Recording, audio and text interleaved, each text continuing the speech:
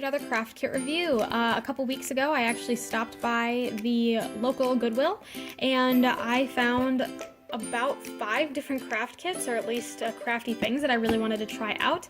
I tried out a rub and color as seen on TV project last week, and I can link that in the description or iCard thing up here. So feel free to take a look at that. Today we're going to be looking at the Text Cool Bracelet Studio. So this looks actually like you can go in and create stamped phrases across these pre-made bracelets. It also claims that you can make 40 bracelets with it, and I got it for about $4.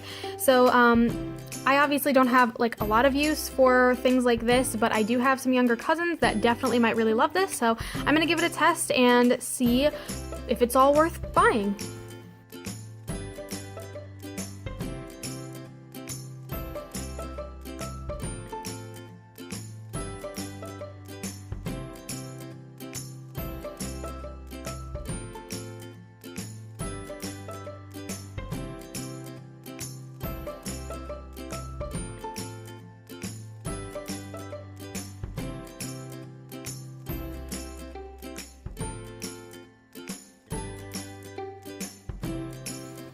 Right, I think I figured out how to put it together, and I'm pretty sure I can make it work because I did a little test run beforehand and made this fun little tie-dye diamond bracelet. But now I'm going to make a little DIY bracelet. So this little plastic bit is actually supposed to be a feeder for the bracelets. So you just kind of stick it nice and tight in there, and you actually insert the bracelet this way, and it feeds through here and starts kind of dragging through.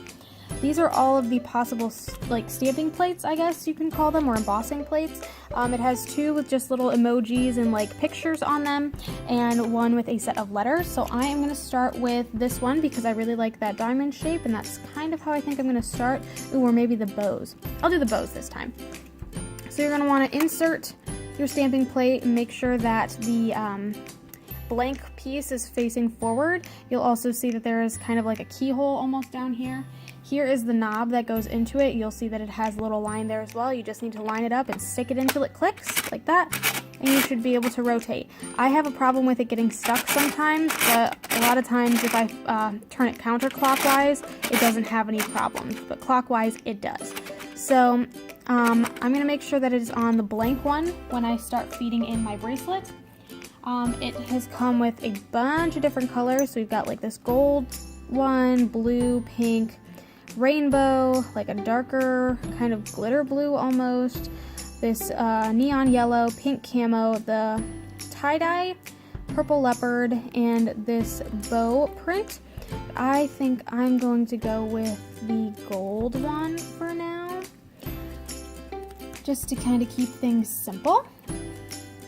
And what you're going to want to do is, there's no real front or back to them, they both look the same, so you can just stick whatever end in you want and kind of feed it until it gets to the end. And I kind of like to shove it in there a little bit, and then what you have to do is you have to push this down really hard. So if you just tap it barely, it actually pushes it back out. So you really need to actually go in and click in order to get it to go through. And then once you do, you'll notice it starts going through. So my last bracelet actually got caught under the stamping plate a little bit, and I think it's because it went in a little bit crooked. Right now it's important to make sure it's on the blank plate so that it doesn't stamp anything accidentally into your bracelet. It says you can start stamping once this first bracelet hole is through the other side, but I'm going to go a little bit further. Alright, so that's towards the end. And now I'm going to select my piece. Here is where it got stuck for me last time too. And it wouldn't turn really in either direction, but 1 or 2 notches. So this yellow button here is the eject. So I just kind of took it out and recentered it a bit. The directions do say to put it in first, but I guess it's easier to kind of put it in second after you've decided what it is that you want to do. I decided I wanted the bow, I believe. So I'll go to this bow design here. And much like last time, you have to press all the way down. It says you can use 2 fingers if you need some extra force, but you should also do it quickly. So there is my first one. Now I'm going to switch to the letters. You can actually kind of see that the bow went in there.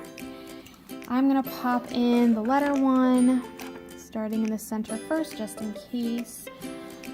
Pop the knob in and switch to the B, and I'm going to type in BRIY. So B R I E I, and lastly we have Y. And I'm going to eject this again and switch back and kind of end it with the same bow that I started with. So pop that back in, cap it, switch it to the bow, and click. Now that that's all I want, I'm going to switch back to the blank and kind of keep clicking till it comes out, and then you can just pull it out. And there I have a little BRIY bracelet. Now I believe if I would have continued to press a little bit, I could have started it and maybe had it centered more. I think that's something that would definitely require a little bit more skill. But just like the last one, it comes with this little baggie of different colored like ends, and they all have like different emojis on them. So this one has a little heart on it and it's blue. I kind of think I want a white one for this. Ooh, this one's got a heart on it too. So I'll grab the heart one instead of any emojis just to keep it simple. And then what you do is you just stick it into one of the holes, and it's pretty tight in there. And then, ooh, that's kind of fun on the other side. That might actually be cool to make a bracelet out of, just that fun holographic color on the one side. I like that a lot too. Then you can wrap it around your wrist, or get some adult help if you need it, because goodness, I might. Wrap it around. I like to kind of hold it a smidge, bring it over, and clip it in. And there you can see I have a BRIY bracelet, and it actually is pretty cute. They're definitely thin. They're not like the best quality bracelet you could ever have, but I think for, you know, a gift for a child, this is actually really cute and really kind of fun. So I think I would say I'd recommend this once you get over some of the specific details, like recognizing that you should put the plate in afterwards and figuring out exactly how hard you need to press down.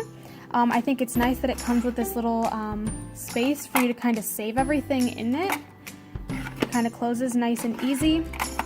And it looks like there's this kind of pocket in here that you should be able to pop all of these into. Just kind of close that up so it's relatively easy to store. This does come out. Just need to pop it off so that it can actually go right back into the box. So would I recommend this? Absolutely yes. I'm going to look up the original price of this and put it right here. So yeah, thanks so much for watching. If you like what you saw, hopefully I can see you on Sunday to join me for a regular craft video, and maybe even in another week or two for another craft kit review. So thanks so much for watching, and I'll see you next time. Bye bye.